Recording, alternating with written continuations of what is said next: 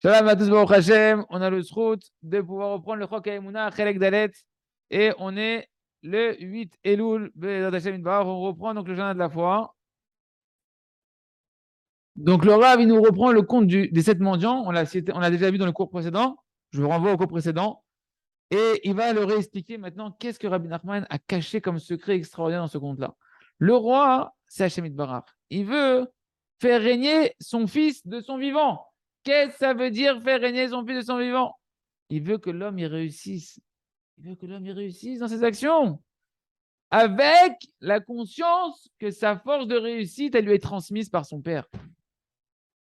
C'est ça que le roi, il donne de ton vivant. Tu ne peux pas te perdre. Tu vois clairement que c'est ton père qui te donne volontairement la royauté et la réussite. Que toute ta réussite spirituelle et matérielle, elle te vient directement de la force d'Hachem. Mais c'est quoi le signe? C'est quoi le détecteur qu'un homme il est digne de garder cette royauté? C'est quoi garder cette royauté? De garder cette réussite. Dit le roi, écoutez ce qu'il dit Rabbi Nachman, c'est quand maintenant tu vas tomber de la royauté. Est-ce que tu vas être triste ou pas? Si tu es triste, tu n'es pas digne. Si tu restes joyeux, tu es digne de garder la royauté. Pourquoi? Parce que c'est seulement un homme qui a une pleine conscience que sa royauté, c'est-à-dire sa réussite, elle lui est donnée par gratuité par Akadosh Baruch Hu, par bonté gratuite d'Hachem, qu'elle ne t'appartient pas, c'est pas ta force. C'est un cadeau d'Hachem que tu réussis. Il n'y a que lui maintenant qui peut être digne d'utiliser cette royauté, cette force d'Hachem, parce qu'il est conscient que cette royauté ne lui appartient pas. Et comment on teste si tu es conscient de ça ou pas? Si vraiment tu vis ça véritablement, ou bien tu l'as étudié, mais ce n'est pas du tout encore à l'intérieur de toi, que tu as cette anava, cette humilité-là, si tu sais rester Bessimcha. Si tu sais rester Bessimcha quand le roi, il te met en test et qu'il te retire la royauté, qui te retire la réussite. Parce que c'est la seule preuve que tu es un homme véritablement joyeux, que ta joie, elle est vraiment indépendante.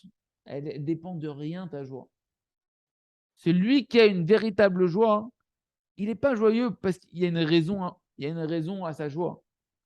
Il est joyeux sans raison, uniquement parce qu'il est conscient qu'il est entre les mains d'Akadosh Baruch Hu, et que tout ce qu'Hachem fait pour lui, c'est pour son bien. S'il sait que maintenant il est le fils du roi, et que c'est que par la force de son père, le roi, qui réussit aujourd'hui, qu'il a de la réussite. Donc au final, qu'est-ce qu'il est conscient? Qu'il est un être de chair et de sang, qu'il a un mauvais penchant qui est à l'intérieur de lui, qu'il attend à chaque à chaque embuscade pour le faire tomber dans ses pièges. Et que si le roi il ne l'aide pas à surmonter son Yetzirara, son mauvais penchant, alors il ne pourrait pas réussir. Donc quand il réussit à triompher, quand il réussit, qu'il est le roi véritablement, qu'il gagne le roi cruel qui est le Yetzirara, que lui, il est le roi qui a la victoire, Ken, alors il est appelé lui-même le fils du roi qui est le roi en ce moment. Mais il sait que c'est d'Hachem Barar. Il sait que sa réussite de vaincre son mauvais penchant, c'est un cadeau gratuit d'Akadosh Baruch Hu dans sa miséricorde. Et donc, il remercie Hachem.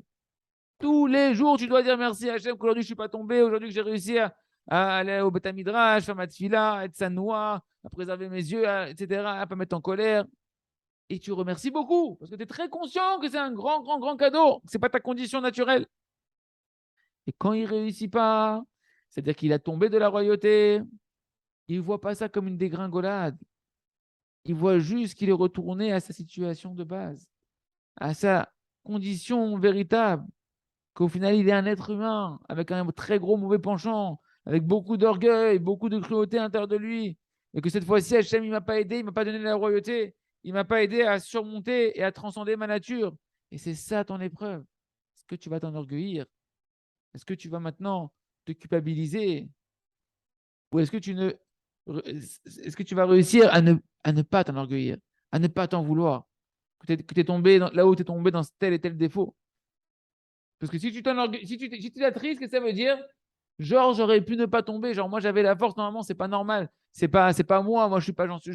J'ai rien à voir avec ça, etc. T'as oublié comment, c'est quoi comment t'as été créé de base. Et si tu te poses maintenant la question, mais pourquoi Hachem Barach, il m'a pas aidé? Pourquoi Kadosh Baruch Hu, il m'a laissé tomber de la royauté? Parce que tu avais oublié Hachem. Tu as oublié combien véritablement tu as besoin d'Hachem. Que toute ta force, elle vient que de lui. Et il y a un moment donné, tu t'es pas rendu compte, tu es rentré dans l'illusion de ton moi qui existe comme une force indépendante. Que tu as pensé à un moment donné dans ton cœur, moi je suis bien, moi je suis tzaddik, moi je bats mon Yetzirara, moi je suis le roi. Alors dans le ciel, on ne t'a pas aidé. Afin que tu te réveilles sur ton identité, que tu te rappelles, que tu sors un peu de ton imaginaire, que tu retournes dans la réalité, que tu n'es rien sans Hachem. Tu n'es pas une réalité sans Kadosh Baruch Hu. Si Hachem ne t'aide pas, tu ne peux pas vaincre ton mauvais penchant. Si le roi ne te donne pas la royauté de son vivant, tu ne peux pas y arriver. C'est que par la force de Kadosh Baruch Hu que tu peux avoir la royauté. Sinon, tu n'as pas de royauté. La royauté ne t'appartient que tant que tu te la réidentifies à Kadosh Baruch Hu. Yeratzon, que chacun, avec Hachem, se renforce et se prépare à rester Bessimcha et déjà à remercier beaucoup, beaucoup, beaucoup dans le présent tout ce qu'on réussit pour ne pas avoir de trop de surprises. Quand Kadosh Baruch Hu, il nous met en test et que quand les tests ils arrivent, de rester Bessimcha, à savoir que Hachem il nous attend. Il attend de voir si on est Bessimcha dans les Yeridot, dans les chutes. Et si on sait être Bessimcha, Hachem il nous fera remonter rapidement. On montre qu'on est digne de la royauté et il nous redonnera la réussite très rapidement. Beat Hachem Itbarach. On continue avec le jardin des louanges d'Hachem. On travaille la Midat Bitachon, la confiance en Kadosh Baruch Hu. Qu'Hachem nous aime, contre des mains bonnes d'Hachem, qu'Hachem il nous fait que du bien, il nous fera toujours que du bien, il nous arrivera que du bien avec Hachem Itbarach. Donc, on parlait de la notion chez les tzadikim, d'aller voir les tzadikim et comment aborder une bonne manière d'aller voir le tzadik. A priori, il y a une question qui se pose. Si les gens, déjà, ils sont venus voir le tzadik pour une bracha, c'est sûr qu'ils croient en Kadosh Baruch Hu, parce ils croient dans la puissance de la force de la prière du tzadik pour obtenir des miracles, etc. Et pourtant, on a expliqué dans le cours précédent qu'ils ont oublié Akadosh Baruch Hu des fois. De là, on apprend un fondement très important, que se souvenir d'Akadosh Baruch Hu, se rappeler d'Hachem, c'est pas que d'avoir une conscience lointaine qu'il y a Akadosh Baruch Hu qui est là et qui gère et qui écoute les tzadikim, etc. Non, on doit avoir foi en Hachem d'après les principes qu'on a étudiés dans le jardin de la foi ensemble. Petit 1, comme ça Hachem il veut. C'est-à-dire quoi, Kacha Hachem Rotse. Tout ce qui se passe, c'est le ratson d'Hachem, c'est la volonté d'Akadosh Baruch Hu. T'es malade, Chas de Shalom. Comme ça, Hachem il veut, c'est lui qui t'a rendu malade. Chacun avec son problème. Petit 2, Akol et Tova. Tout est pour le bien. Ce qu'Hachem il t'a rendu malade ou il t'a mis dans ton problème, Chas de Shalom, c'est pour ton bien. Troisième conscience d'Hachem, il y a un message. Quel est le message positif? Comment Hachem il veut que je me rapproche de lui, de ce problème en lui-même? Hachem veut que tu fasses une teshuva, que tu reviennes vers lui de ce problème. Ce n'est pas pour rien qu'il t'a rendu malade. Il y a un message mesure pour mesure d'après ce que la Torah elle dit par rapport à ton type de problème qui doit t'aider à faire teshuva et revenir vers Kadosh Baruch Hu et à prier vers Hachem et augmenter ton lien avec Hachem. Ça s'appelle avoir conscience d'Akadosh Baruch Hu. Ça, tu dois l'avoir avant d'aller voir le tzaddik. Car c'est sûr qu'il y a un niveau extraordinaire qui s'appelle d'aller voir les tzadikim pour qu'ils prient pour toi. Ken, mais l'essentiel du niveau d'aller voir les tzadikim, c'est Ken, quand il y a un décret dur sur la tête d'une personne, que Dieu nous en préserve, et que sa tchouva, sa prière personnelle, il sent qu'elle n'est pas suffisante, qu'il a du mal à annuler le décret, etc. Ou bien que l'homme, il n'est pas sûr que sa tchouva, elle est parfaite. Ou bien il se dit peut-être que j'ai fait tchouva, c'est vrai que je suis en train de faire tchouva, mais j'arrive pas à mettre le point sur lequel je dois faire tchouva pour réparer mesure pour mesure le problème en question pour lequel j'essaie d'écrire sur la tête. Et pour ça, il va avoir le tzaddik. Pour que le tzaddik, il le guide. Pas qu'il fasse le travail à sa place. Le tzaddik, il doit être un berger. Il y a un GPS. Il va te faire une bracha. Il va prier pour toi pour annuler les décrets qui sont sur toi en te dirigeant et en te mettant le point sur quoi il faut faire tes chouvas. Mais pas pour que le tzaddik il fasse tout à ta place. C'est pour ça que tu viens voir un tzaddik. Tu dois venir voir un tzaddik avec la bonne approche. Vodarav. Voilà, comme ça et comme ça. Hachem, il m'a fait. Mon problème. Hachem qui l'a fait. Il m'a rendu malade. Vadaï, je sais, Rav, que c'est pour mon bien. Et j'ai essayé de faire tchouva et de prier sur ça d'après mon niveau à moi. Mais je demande Vodat Tzadik, que vous puissiez prier pour moi et me guider. Quel est le chemin adéquat de la tchouva pour pouvoir répondre à l'attente d'Akadosh Baruch Hu et retirer ce décret qui est sur moi. Parce qu'un homme, il s'approche des tzadikim comme ça et qu'il leur demande une adracha, qu'il les guide dans le chemin de sa tchouva, ça montre qu'il veut se rapprocher d'Hachem véritablement.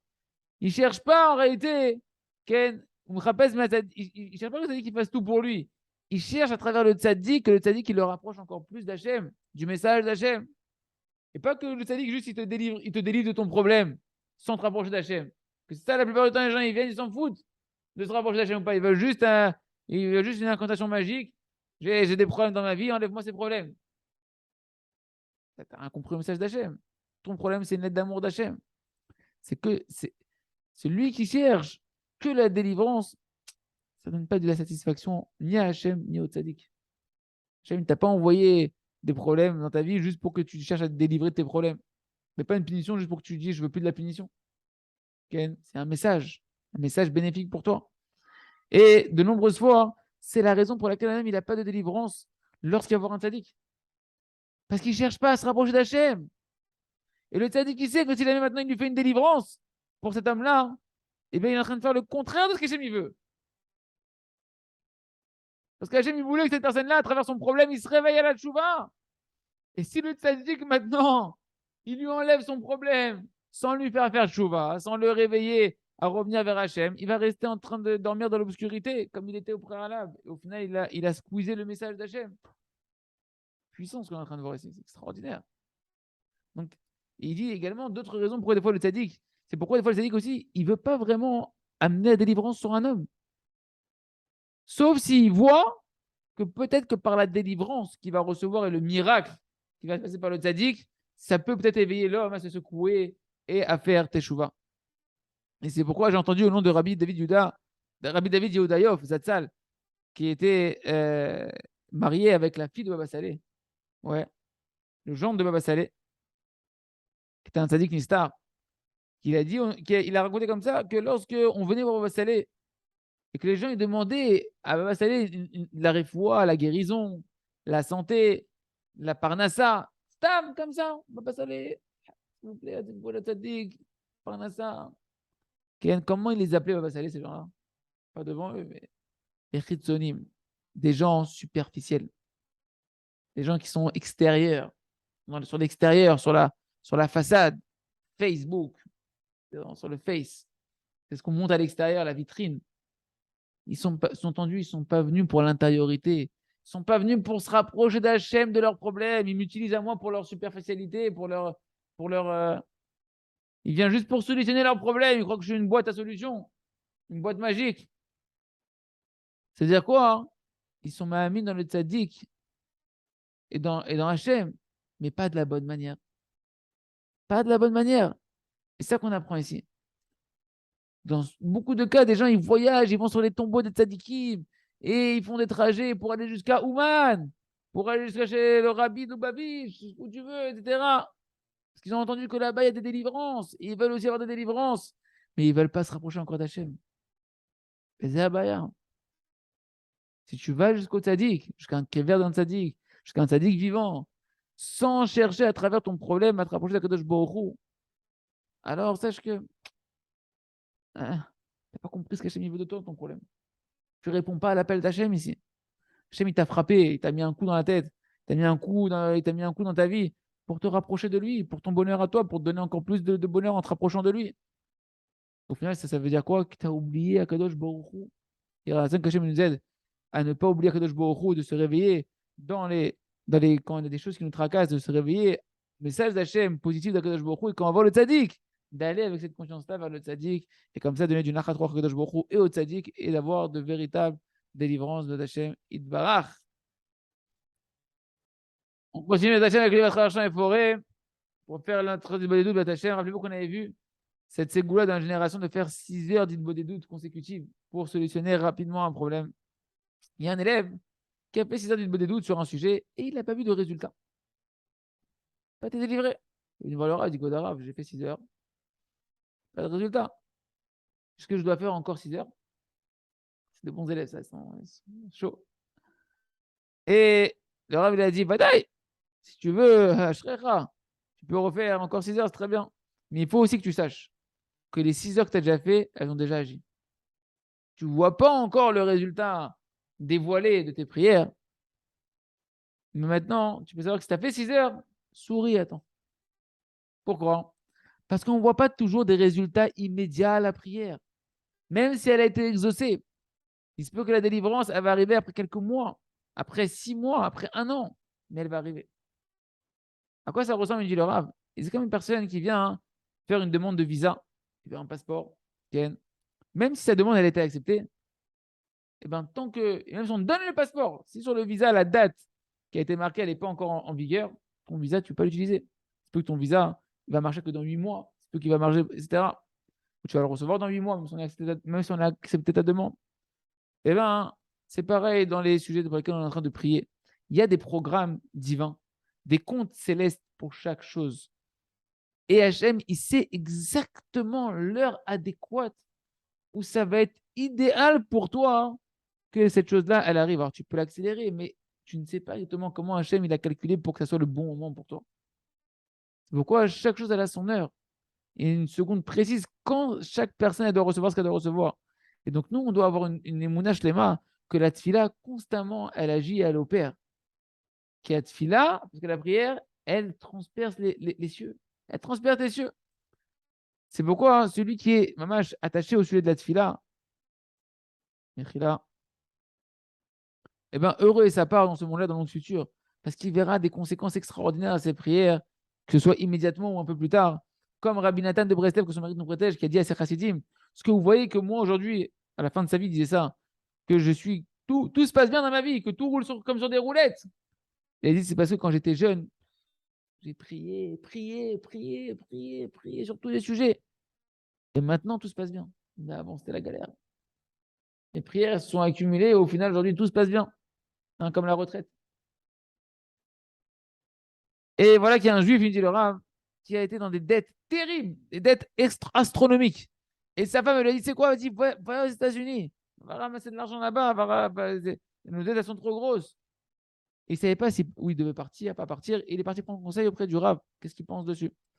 Et le Rav, il lui a dit, je ne suis pas d'accord du tout que tu voyages à l'étranger. Il dit, j'ai un conseil pour toi beaucoup plus facile, qui prend beaucoup moins de temps, qui ne va te coûter 0 € et 0 $, 0 shekel, qui va te coûter 0 temps et qui va te solutionner ton problème à la racine de tout ton problème des dettes. Fais 6 heures d'Idbo des doutes sur tes dettes. Fais 6 heures d'Idbo des doutes. Au lieu de gaspiller 24 heures de voyage, presque 20 heures de voyage de vol, aller et retour, et Shot, Altissa alors, et 20 heures aussi sur le retour, et de devoir dépenser, où tu vas dormir, le billet d'avion, où tu vas manger, et marcher, etc. Et avoir besoin de maintenant que les gens ils te fassent des faveurs. Et Alva, il dit qu'avec toutes ces dépenses que tu vas avoir, que tu arrives déjà à pas t'enfoncer dans des dettes encore plus profondes que ce que tu étais déjà. Et même si véritablement, Nagid, que tu arrives à recouvrir tes dettes, t'auras pas, même si tu sors de ton problème avec ce voyage-là, tu n'auras toujours pas solutionné la racine de ton problème, la cause profonde spirituelle de ton problème. Et c'est sûr que tu vas devoir encore voyager et trouver d'autres solutions pour tes dettes. Au lieu de tout ça, j'ai une solution beaucoup plus facile pour toi. Fais 6 heures de hitbo des doutes. C'est un tout petit peu moins que 20 heures de voyage. Okay, et que d'attendre à l'aéroport. Et c'est un petit peu moins dur que tout le voyage que tu veux entreprendre en dehors de la terre d'Israël. Et mamash, tu es sûr que tu vas perdre aucun argent à faire ça. Tu ne reviendras pas avec des pertes de ça. Et l'essentiel, c'est que ces 6 heures de tefila et de tchouva, tu vas solutionner et réparer ton problème à la racine de ton problème. Tu vas prier, faire tchouva sur la faute qui a été la cause de tes dettes. Et c'est sûr que ça, si tu le fais, tu vas solutionner tes dettes pour l'éternité. Tu auras réparé la racine spirituelle de tes dettes. Alors maintenant, décide. Qu'est-ce qui vaut mieux?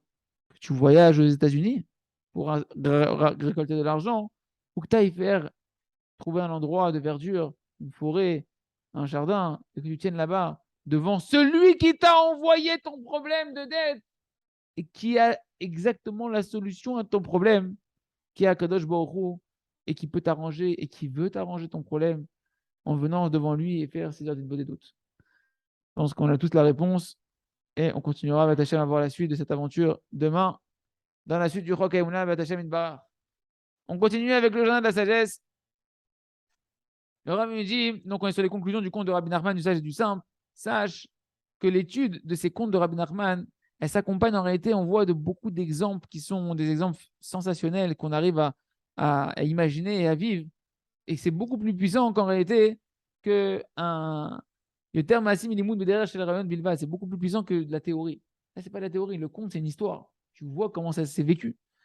Ken, si on voulait comprendre les messages qu'il y a dans le conte du sage et du simple, juste par de la théorie et des idées seulement, Ken, qu'on nous aurait dit directement qu'un homme il doit être tam, qu'un homme il doit être intègre, qu'il doit être heureux de sa part, etc.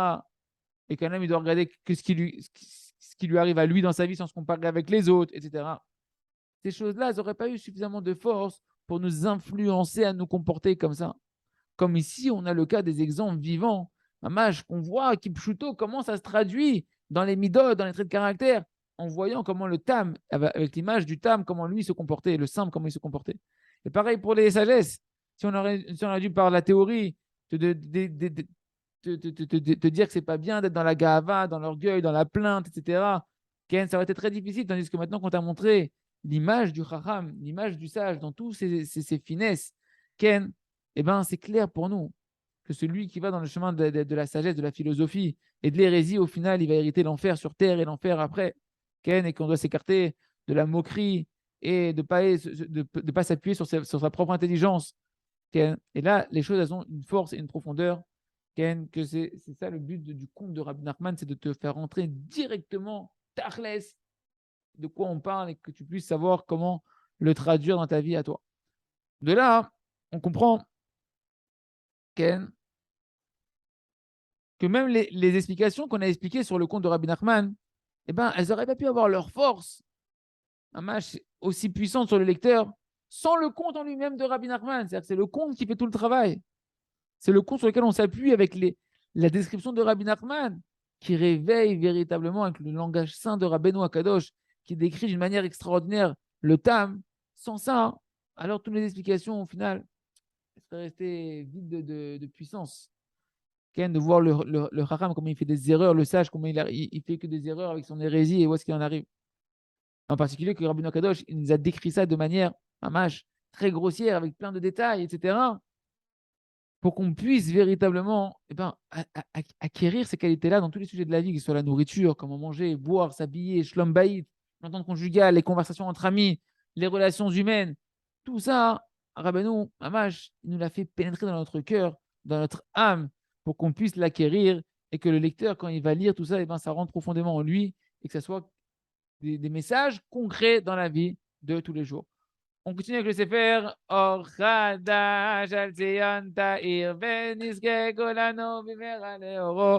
Donc, on est dans les prières sur les exemples de prière, comment changer et transformer la Torah en prière et pouvoir surmonter un Yetzirara, un mauvais penchant. Ici, on se concentre sur le sommeil, le mauvais penchant du sommeil.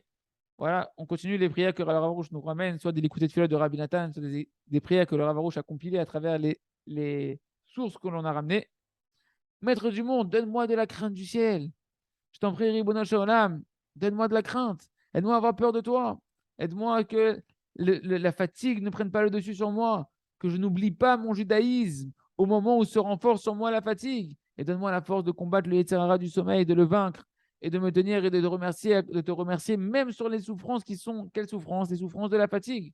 Qu'on doit se couper de notre lien avec toi, Ribono Shalom, et de te demander à Hachem, Mamash, de toutes mes forces, donne-moi la force de te demander de toutes mes forces de m'aider à ne pas vouloir dormir, seulement à vouloir dans mon sommeil m'attacher à toi, seulement m'attacher à toi, que je puisse me renforcer, Mamash, comme un lion, par le mérite de la crainte que tu vas me donner. Donne-moi la force, Ribono Shalom, à me renforcer comme un lion, que je te donne du plaisir et que je puisse faire, Mamash, tout l'organigramme, toute l'organisation que je dois faire avant de dormir, de la meilleure manière, le Kriyat Shema, la Mita, de la meilleure manière, tout ce qu'on a expliqué, comment se préparer à aller dormir, que je puisse le faire de la meilleure manière, de la plus parfaite possible. Qu'on puisse mériter, Ribono Shalom, donc a priori, là, je pense qu'il cite Rabbi Nathan, qu'on puisse mériter à avoir une crainte parfaite dans tous ces détails, dans tous les détails, mamash, dans toutes les précisions.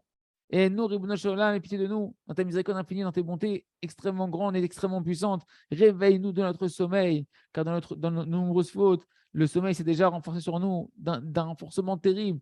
Je sais ce qu'on est perdu des jours entiers et des années entières, alors que les tzadikim s'occupent de nous. Les tzadikim authentiques, ils s'éveillent de nous réveiller.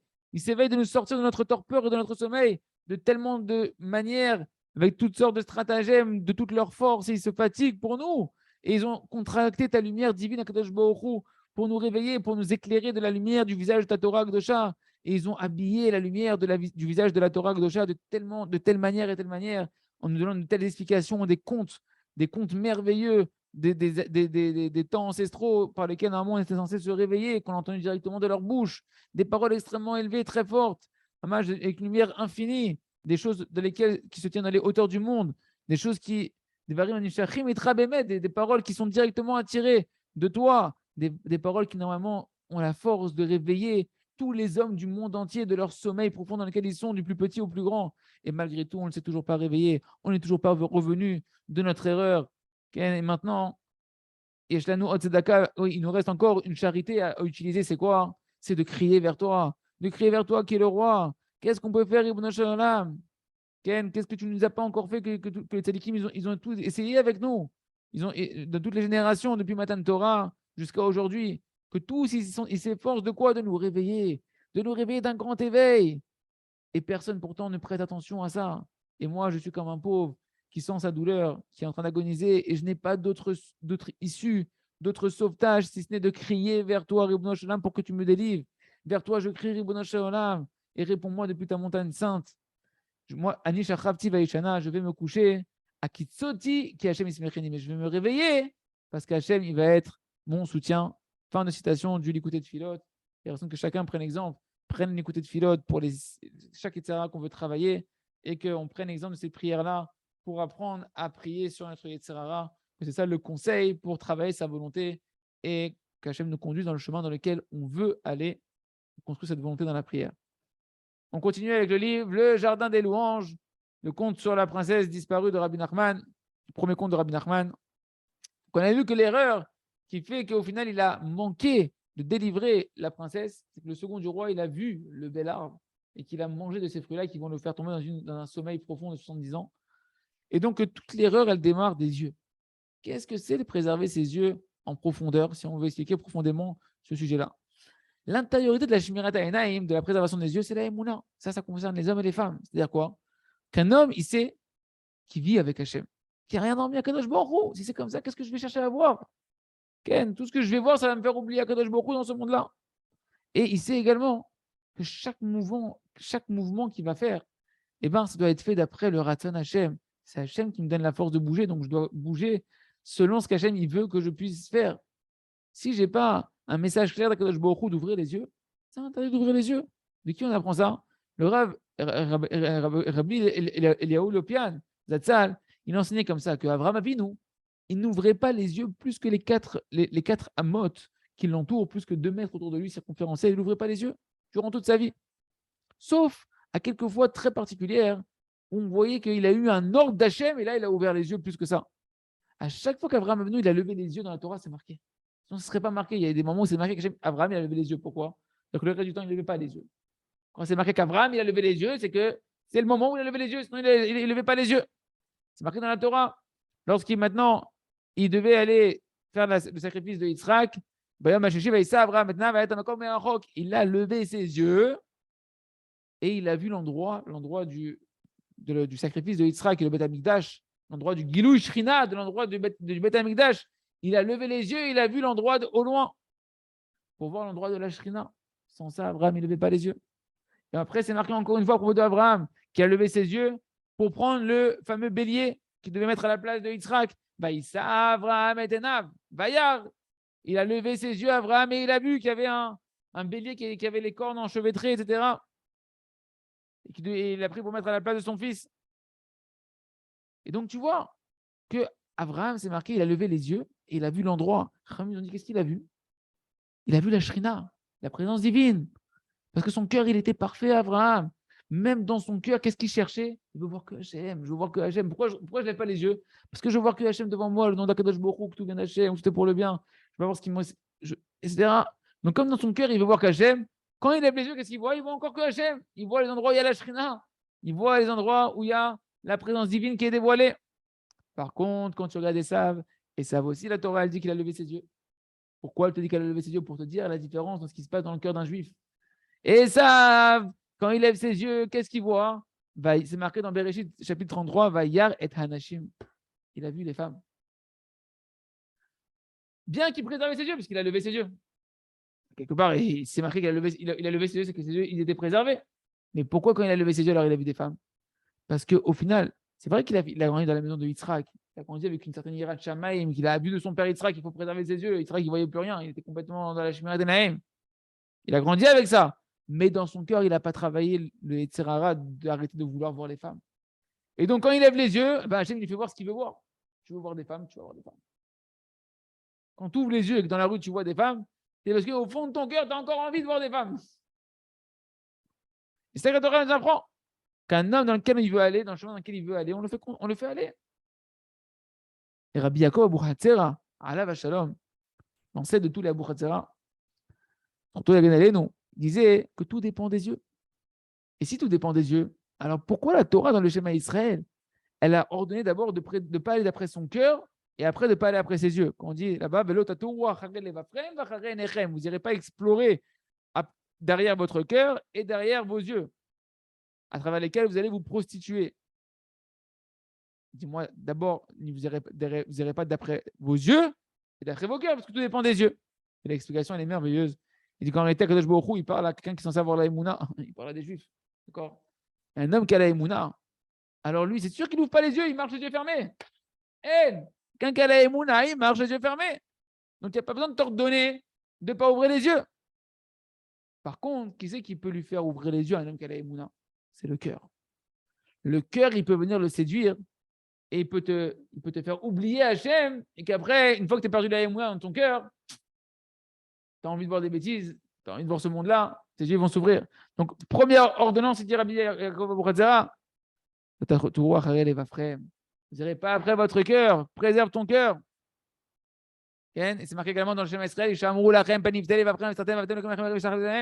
marqué, vous préservez, attention, mettez-vous en garde dans le schéma Israël, on dit, faites attention que vous ne soyez pas séduits après vos cœurs et que vous n'allez pas vous écarter d'Hachem et servir des dieux étrangers dans l'idolâtrie.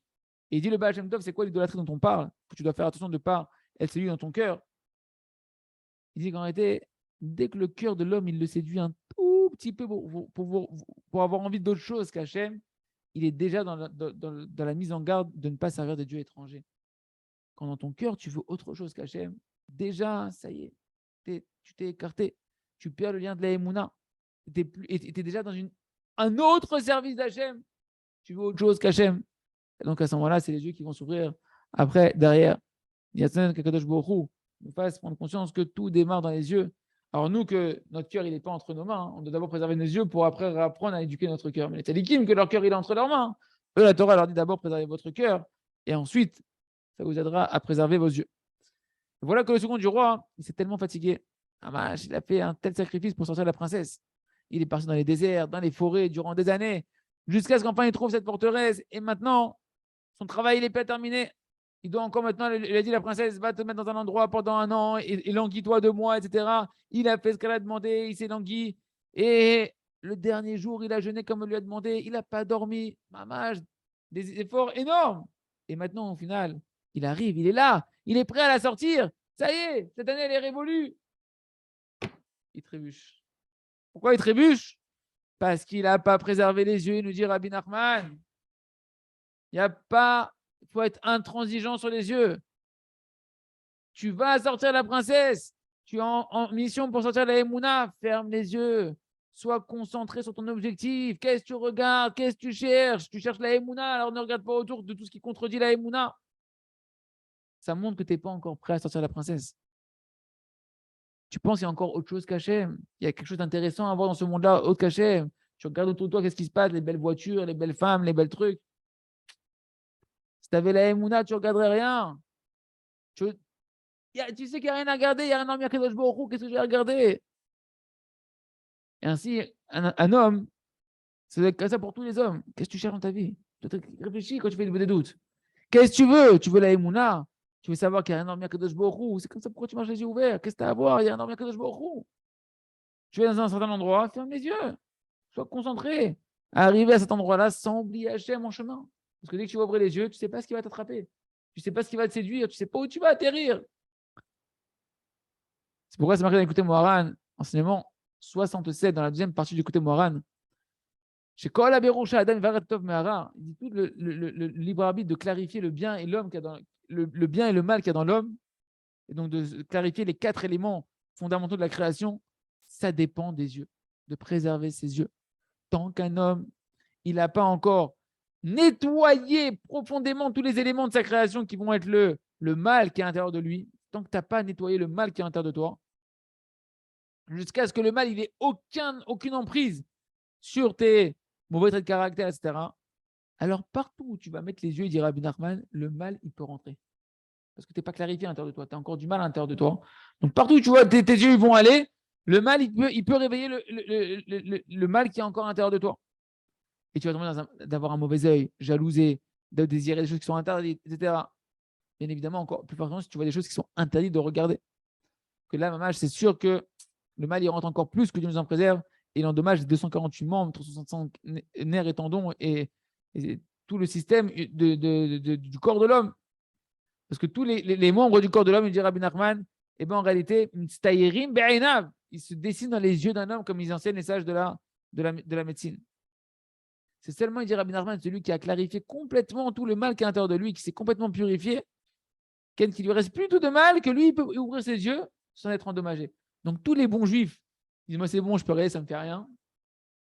C'est que tu es arrivé au niveau où tu as déraciné tous les traits de caractère, tous les mauvais désirs.